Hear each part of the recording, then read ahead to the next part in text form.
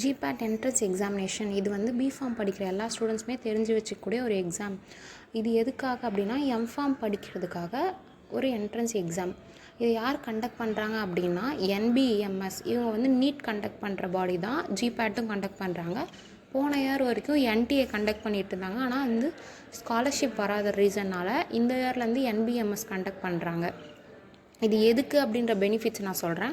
இது யார் யாரெல்லாம் எழுதலாம் அப்படின்னா 3rd year and 4th year B Pharm students வந்து எழுதலாம். இதோட பெனிஃபிட்ஸ் என்னென்னா 12,400 வந்து மந்த்லி ஸ்டைப்பண்ட் வந்து கொடுப்பாங்க. இப்போ நீங்கள் ஜிபேட் குவாலிஃபை ஆகிட்டிங்கன்னா இதை வச்சு எம்ஃபார்ம் ஜாயின் பண்ணிங்கன்னா மட்டும்தான் இந்த ஸ்டைப்பண்ட். குவாலிஃபை ஆகி மட்டும் வச்சுக்கிட்டிங்க அப்படின்னா தரமாட்டாங்க. 2 இயர்ஸ் வரைக்கும் இந்த மந்த்லி 12,400 தருவாங்க. நெக்ஸ்ட் நீங்கள் ரெஸ்யூமில் வந்து ஜிபேட் குவாலிஃபையர்ன்ட்டு உங்கள் போட்டுக்கலாம். அது வந்து உங்கள் ப்ரொஃபைலை வந்து என்ஹான்ஸ் பண்ணும். ஜாப் வந்து உங்களுக்கு ஈஸியாக கிடைக்க வாய்ப்பு இருக்குது. நெக்ஸ்ட்டு ரிசர்ச் ப்ராஜெக்ட்ஸில் மோஸ்ட்லி ஜிபேட் குவாலிஃபையர்ஸை தான் வந்து செலக்ட் பண்ணுவாங்க. ஸோ வந்து நீங்கள் எம்ஃபார்ம் படிக்கிறீங்களோ இல்லையோ ஜிபேட்டை எழுதி வச்சுக்கிட்டிங்கன்னா இந்த மாதிரி ரிசர்ச் ப்ராஜெக்ட்ஸ்லாம் போயிட்டு நீங்கள் பார்ட்டிசிபேட் பண்ணிக்கலாம். நெக்ஸ்ட்டு டொனேஷன்ஸ் வந்து இருக்காது. இது மாதிரி எஸ்ஆர்எம் ஜேஎஸ்எஸ் இந்த காலேஜ்லலாம் வந்து டொனேஷன்ஸ் கேட்பாங்க.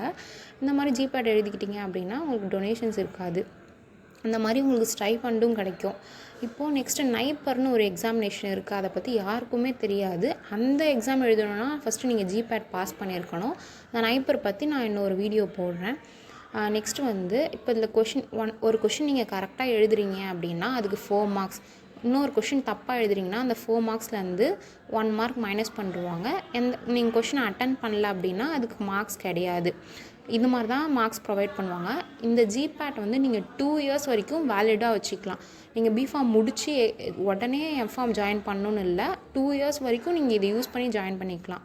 நெக்ஸ்ட்டு வந்து இது mark distribution according to subjects. இந்த பேட்டர்னை நீங்கள் ஃபஸ்ட்டு பார்த்தா மட்டும் தான் நீங்கள் எப்படி ப்ரிப்பேர் பண்ணலாம் அப்படிங்கிற ஐடியா வந்து உங்களுக்கு கிடைக்கும். இப்போ கெமிஸ்ட்ரி, காலேஜி, சூட்டிக்ஸ் இதிலலாம் வந்து அதிக மார்க்ஸ் இருக்கும். காக்னசிலலாம் வந்து 10 கொஷின்ஸ் தான் வரும். அதில் போர்ஷன்ஸும் அதிகமாக இருக்கும். அப்போ நீங்கள் அதை உட்காந்து ப்ரிப்பேர் பண்ணிக்கிட்டு இருந்தீங்கன்னா உங்களால் கொஷின்ஸும் நிறையா அட்டன் பண்ண முடியாது. இதில் வந்து 125 கொஷின்ஸ் வரும், 500 மார்க்ஸு. இப்போ இந்த டைம் பிசிஐ ஆஃபரிங் காலேஜஸ் எல்லாத்துலேயுமே வந்து ஜிபேட்டுக்கான ஸ்காலர்ஷிப் தருவாங்க.